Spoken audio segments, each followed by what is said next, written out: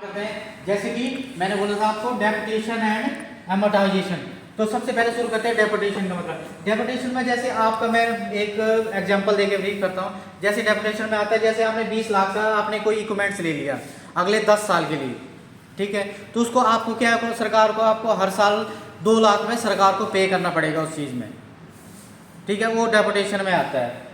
जैसे कि उसी तरह आगे आपका एमोटाइजेशन। एमोटाइजेशन का मतलब है डेपुटेशन का छोटा भाई, जो ये इसी का ही एक दूसरा पार्ट है, लेकिन ये इसका छोटा भाई डेपुटेशन बोलते हैं इसको।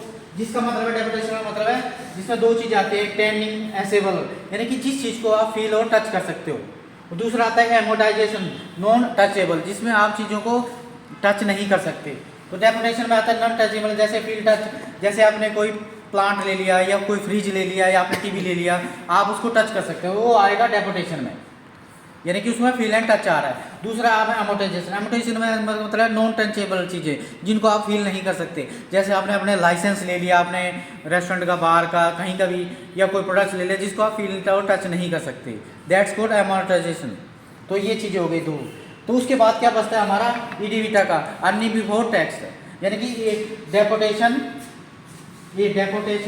और एमोटाइजेशन, इन दोनों को निकाल के अब बढ़ता है earning before interest tax, IBT, यानी कि। तो उसमें क्या बचे हमारे 2 बंदे बचे, एक सरकार एक साहूकार। तो सबसे पहले क्या करना हमने, साहूकार को, जिसको आपने लोन लिया था अपने बिजनेस को चलाने के लिए, तो सबसे पहले उसका पैसा चुकाना है, उसके बाद जो देना है वो सरकार का देना है।